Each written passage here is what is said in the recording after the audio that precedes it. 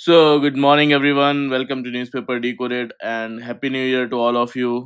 आज हम अपना 1 जनवरी का द हिंदू न्यूज़पेपर देख लेते हैं। तो जो फर्स्ट न्यूज़ है यहाँ पे, women's earning capacity does not absolve father of parental responsibility says High Court. तो यहाँ पे दिल्ली हाई कोर्ट ने कहा है कि जो चाइल्ड मेंटेनेंस है ये कोई फेवर या पनिशमेंट नहीं, बल्कि पेरेंट्स की शेयर्ड रिस्पॉन्सिबिलिटी है और बच्चे का अधिकार है कि उसकी जो परवरिश है उसके लिए फाइनेंशियल सपोर्ट उसे मिले। तो कोर्ट ने कहा कि जो बच्चे की ज़िम्मेदारी है सिर्फ स्कूल फीस तक लिमिटेड नहीं है, बल्कि उसकी बुक्स, मेडिकल नीड्स, हॉबीज़ और पिकनिक, सोशल एक्टिविटीज़ सारा उसके होलिस्टिक डेवलपमेंट का पार्ट है।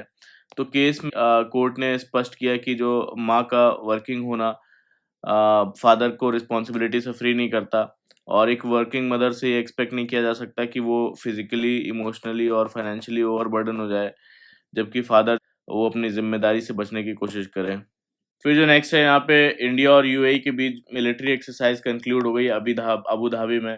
तो इंडिया और यूएई के बीच जो जॉइंट मिलिट्री एक्सरसाइज जिसका नाम है डेजर्ट साइक्लोन 2, ये अबू धाबी में कंक्लूड हुई और ये एक्सरसाइज 18 दिसंबर से 30 दिसंबर तक हुई। और इसका मेन ऑब्जेक्टिव था कि दोनों आर्मीज जो हैं उनके बीच में इंटर ऑपरेबिलिटी, म्यूचुअल ट्रस्ट और ऑपरेशनल कोऑर्डिनेशन को स्ट्रांग बनाना। फिर जो नेक्स्ट है यहाँ पे एनआईए से रिलेटेड है। तो एनआईए पहले जान लेते हैं क्या है। नेशनल इन्वेस्टिगेशन एजेंसी, ये एक central counter terrorism investigation agency है और ये बेसिकली 2008 में मुंबई टेरर अटैक हुआ था उसके बाद एनआईए एक्ट 2008 के अंडर जो है बनाई गई थी। इसका जो मेन एम है टेररिज्म रिलेटेड क्राइम्स को इन्वेस्टिगेट करना, क्रॉस बॉर्डर और ऑर्गेनाइज्ड क्राइम का नेटवर्क्स पर क्रैकडाउन करना, जो टेररिज्म है, टेररिज्म की फंडिंग है, arms smuggling, cyber terror, human trafficking जैसे केसेस को हैंडल करना। और एनआईए को स्पेशल पावर्स मिलती हैं, जैसे बिना स्टेट अप्रूवल के कुछ भी serious national security cases investigate कर सकती है। और एजेंसी जो है ये इंडिया के साथ साथ इंटरनेशनल एजेंसीज के साथ भी कोऑर्डिनेट करती है। तो इसका जो हेड क्वार्टर है वो है न्यू दिल्ली में और ये काम करती है basically ministry of home affairs के अंडर। तो उसी से रिलेटेड न्यूज़ है कि एनआईए ने बेसिकली 2025 को अपनी अचीवमेंट्स के लिए एक माइलस्टोन बताया और एजेंसी ने कहा कि इस साल उसका जो कन्विक्शन रेट है 92% से ज़्यादा का रहा है, जो एक मेजर सक्सेस है। और एनआईए ने 2008 के जो मुंबई टेरर अटैक एक्यूज्ड हैं तहव्वुर राना, उनको यूएस से एक्स्ट्राडिट करवाया और पहलगाम और जो दिल्ली अटैक से जुड़े जो टेररिस्ट हैं उनके एसोसिएट्स को अरेस्ट किया। पहलगाम केस में एनआईए ने जो लश्कर तैयबा है और द रेजिस्टेंस फ्रंट, उनके साथ अक्यूज के खिलाफ चार्जशीट फाइल की और एजेंसी ने अपनी कैपेबिलिटीज मॉडर्नाइज करते हुए जो वेपन रिकवरी डेटाबेस है और ऑर्गेनाइज्ड क्राइम नेटवर्क डेटाबेस भी डेवलप किए हैं ताकि रियल टाइम इंफॉर्मेशन से जो नेशनल सिक्योरिटी एजेंसीज की स्ट्रेंथ वो बढ़ सके। फिर जो नेक्स्ट है यहाँ पे, DRDO carries out salvo launch of प्रलय मिसाइल्स।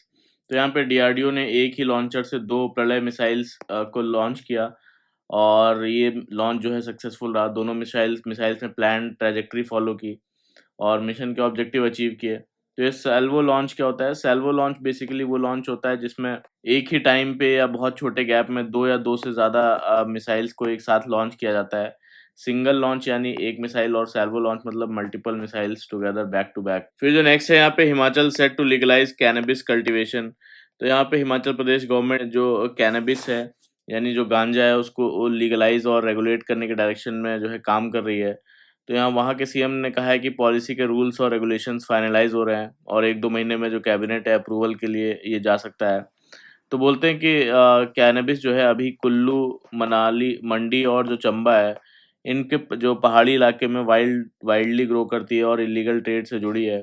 तो नई पॉलिसी का फोकस रहेगा कि इसे मेडिकल और थेरेपेटिक यूज़ जैसे पेन रिलीफ और एंटी इन्फ्लेमेटरी एप्लीकेशंस के लिए प्रमोट करा जाए ताकि उसकी जो ड्रग इमेज है उसको प्रोडक्टिव क्रॉप आइडेंटिटी में बदला जा सके। और यहाँ पे गवर्नमेंट का कहना है कि इससे स्टेट को हर साल लगभग 1000 से 2000 करोड़ का ईयरली रेवेन्यू जनरेट हो सकता है।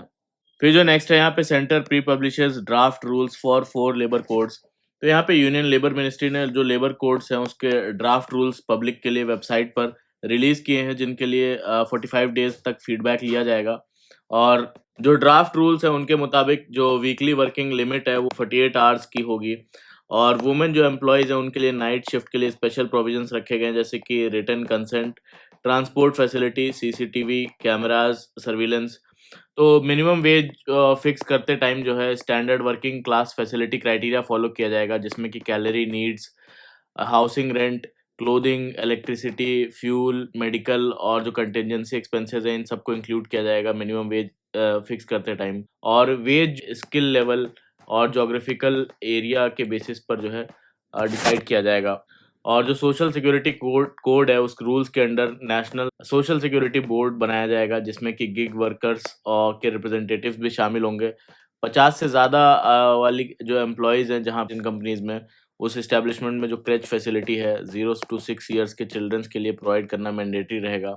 और जो इंडस्ट्रियल रिलेशन कोड है वो डिफाइन करता है बेसिकली यूनियंस का registration, secret ballot verification define करता है और वर्कर का क्लासिफिकेशन, जैसे कि टेम्परेरी, परमानेंट, अप्रेंटिसशिप, प्रोबेशनर कौन है। तो ड्राफ्ट रूल्स का फोकस जो है बेसिकली वर्कर की protection, structured wage framework, social security expansion और सेफ वर्क प्लेस पर है, स्पेशली जो गिग वर्कर्स और वुमेन एम्प्लॉयज़ के लिए इसमें बोला जा रहा है। फिर जो नेक्स्ट है यहाँ पे ban on oral formulations of nimesulide over 100 mg। तो यूनियन हेल्थ मिनिस्ट्री ने जो न्यूमोस्लाइड टैबलेट्स हैं, ओरल टैबलेट्स अबव 100 mg, उन पर इमीडिएट बैन लगा दिया है, क्योंकि ये जो है लिवर डैमेज, इसमें लिवर डैमेज का हाई रिस्क पाया गया। लेकिन जो 100 mg से नीचे वाली उन पर अभी जो बैन नहीं लागू किया गया है। और न्यूमोस्लाइड जो टैबलेट है ये बेसिकली एक पेन रिलीफ, एंटी इन्फ्लेमेटरी और फीवर रिड्यूसिंग मेडिसिन है, जो normally short term second line treatment के लिए यूज़ होती है। तो गवर्नमेंट ने कहा कि सेफर ऑल्टरनेटिव्स इससे ज़्यादा अवेलेबल हैं, इसलिए मैन्युफैक्चर, सेल और डिस्ट्रीब्यूशन पर बैन इमीडिएटली लागू किया गया है। फिर जो नेक्स्ट है यहाँ पे national drug survey to examine indigenous substance use patterns.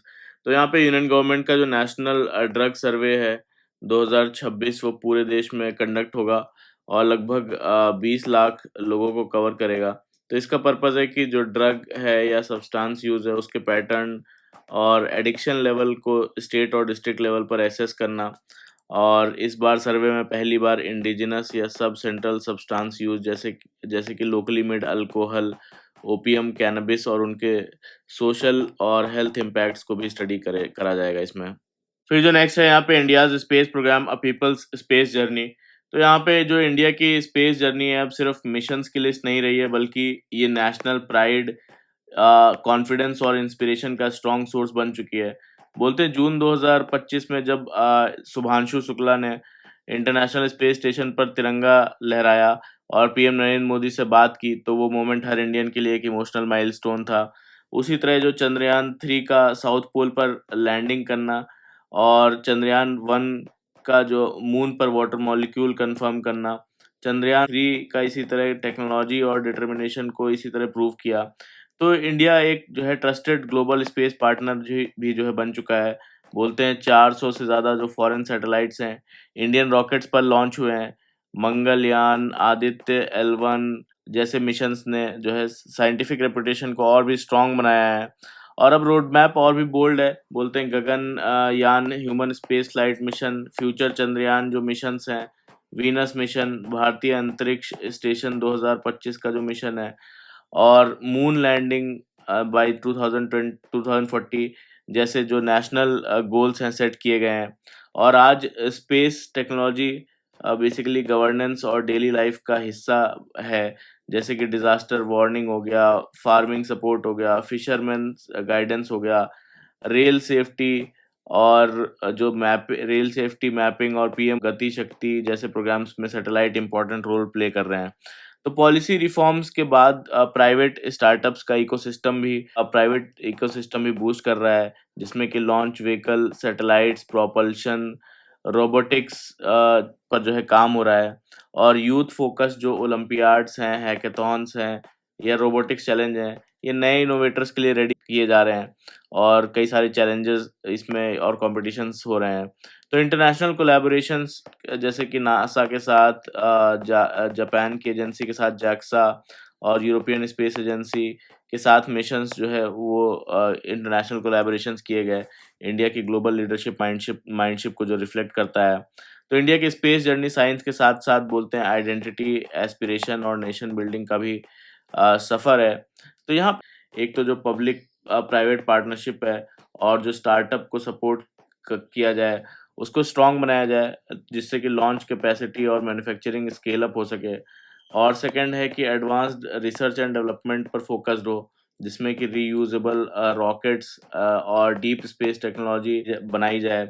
और स्पेस सेफ्टी और गवर्नेंस की बात करें तो जो डेब्रिस कंट्रोल है, ट्रैफिक मैनेजमेंट है, साइबर सिक्योरिटी के रूल्स को स्ट्रेंथन किया जाए। और जो एग्रीकल्चर है, क्लाइमेट रेजिलियंस है, रूरल कनेक्टिविटी और पब्लिक सर्विसेज में सैटेलाइट बेस्ड सॉल्यूशंस को और भी वाइडन किया जाए। इस डायरेक्शन में काम करते हुए इंडिया जो है ग्लोबल स्पेस एरा का जो लीडर और शेप करने वाला बन सकता है। फिर जो नेक्स्ट है यहाँ पे the US tariff shock India's pharma future. तो यहाँ पे बोलते हैं कि सितंबर 2025 में यूएस प्रेसिडेंट डोनाल्ड ट्रम्प ने 100% टैरिफ अनाउंस किया, जो ब्रांडेड और फार्मा प्रोडक्ट के इंपोर्ट्स पर। और ये मूव बेसिकली यूएस की डोमेस्टिक मैन्युफैक्चरिंग को बूस्ट करने के नाम पर लिया गया है। लेकिन इसका जो डायरेक्ट इम्पैक्ट है इंडिया की जो फार्मा एक्सपोर्ट्स पर पड़ सकता है, स्पेशली जब इंडिया को फार्मेसी ऑफ द वर्ल्ड जो है माना जाता है। और फाइनेंशियल ईयर 2025 में इंडिया ने लगभग $9 बिलियन के फार्मा एक्सपोर्ट सिर्फ जो है यूएस को किए, जो कि 14% से ज़्यादा की ग्रोथ थी जिसमें। और इंडिया का जो है $50 बिलियन का फार्मा सेक्टर है। ये बेसिकली जीडीपी का 1.7% जो है कंट्रीब्यूट करता है, और इसीलिए रिस्क काफ़ी बड़ा है। और फिलहाल जो टैरिफ्स हैं जेनरिक्स पर अप्लाई नहीं हो रहे, लेकिन अगर फ्यूचर में ड्रग्स भी टारगेट हुए तो एक्सपोर्ट जो है 10 से 15% तक जो बोलते हैं कि गिर सकता है। और जीडीपी ग्रोथ भी जो है 0.2% से 0.3% तक स्लो हो सकती है। तो बोलते हैं कि यहाँ पे जो इंडियन फर्म्स हैं उनको चाइना पर डिपेंड होना पड़ता है, बेसिकली एक्टिव फार्मास्यूटिकल इंग्रेडिएंट्स के लिए इसकी जो डिपेंडेंसी है 72% तक है। और इंडिया को और भी चैलेंजेस फेस करने पड़ते हैं, जैसे कंप्लायंस कॉस्ट हो गया, रीराउटिंग लॉजिस्टिक्स हो गया, रिसर्च एंड डेवलपमेंट का ये सब चीज़ें नहीं है इतनी। तो ये सारे चैलेंजेस इंडिया में को फ्री फेस करने पड़ सकते हैं। तो बोलते हैं इस एनवायरनमेंट में जो कंपनीज हैं चाइना प्लस वन स्ट्रेटजी और अफ्रीका एंड साउथ एशिया जैसे इमर्जिंग मार्केट्स और ग्लोबल अलायंसेस की तरफ शिफ्ट कर रही हैं। तो चाइना प्लस वन स्ट्रेटजी क्या है?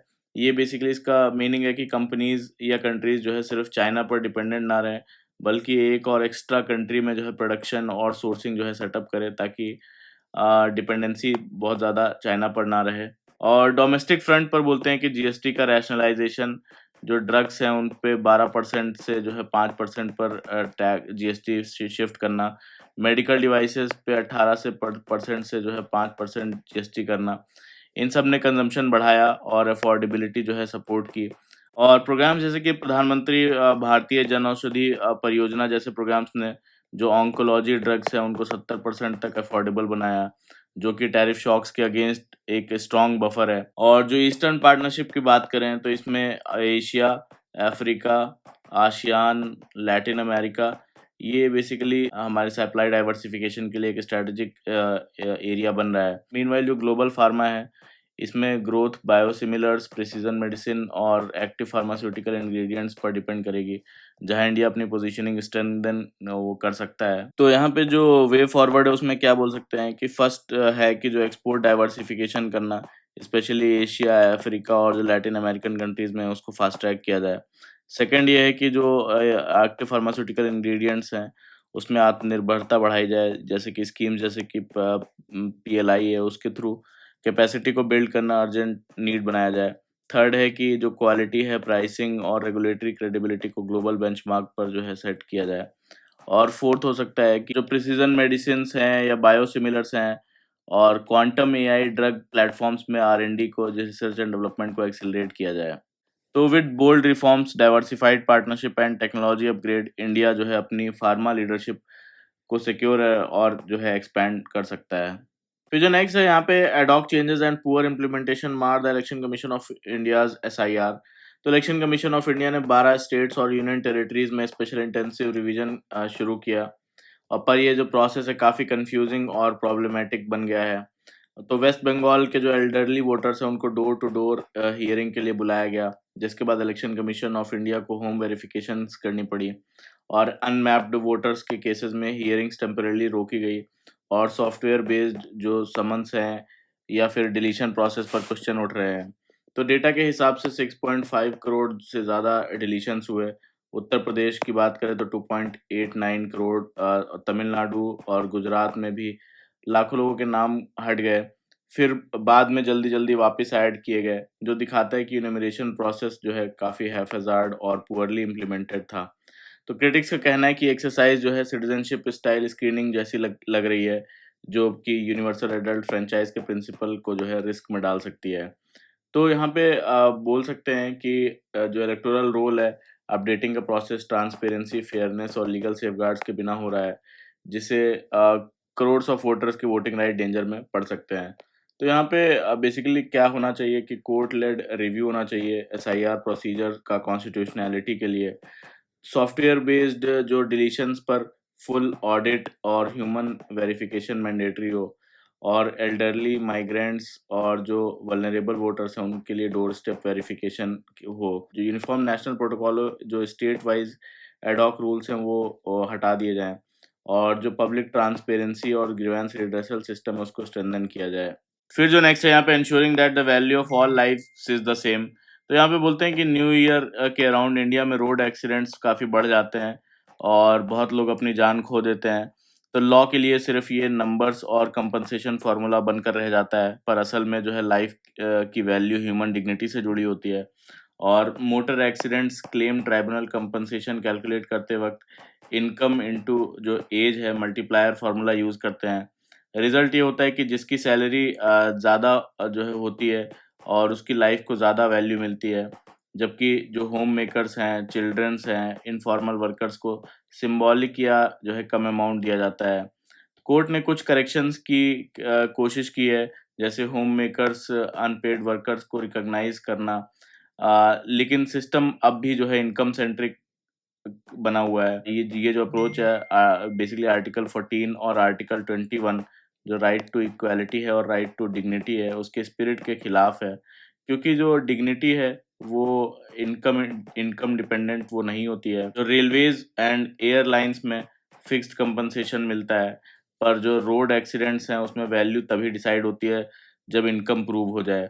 तो इस वजह से जो लॉ है वो मार्केट लॉजिक जैसा लगता है, जो जस्टिस को नैर और ज़्यादा नैरो कर देता है। तो इसमें वे फॉरवर्ड क्या हो सकता है कि इसमें एक हर डेथ या जो इंजरी होती है उसके लिए फिक्स्ड मिनिमम कंपनसेशन हो, यानी कि यूनिवर्सल एक फ्लोर बनाया जाए, चाहे इनकम हो या ना हो।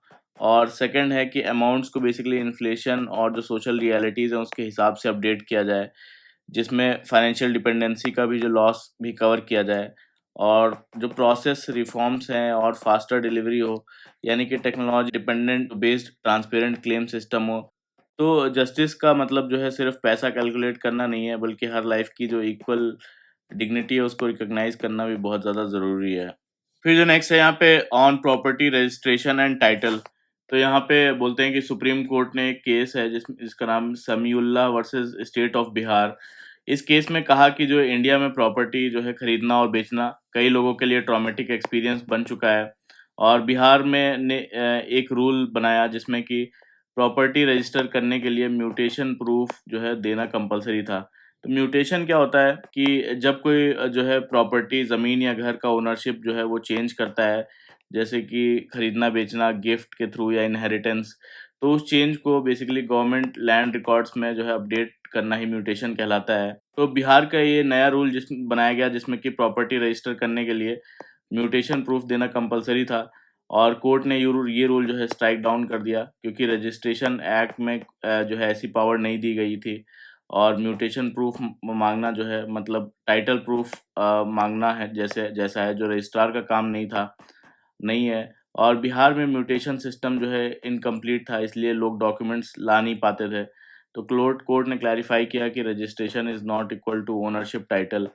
टाइटल डिसाइड करना ये बेसिकली कोर्ट्स का काम है, रजिस्ट्रार का काम नहीं है।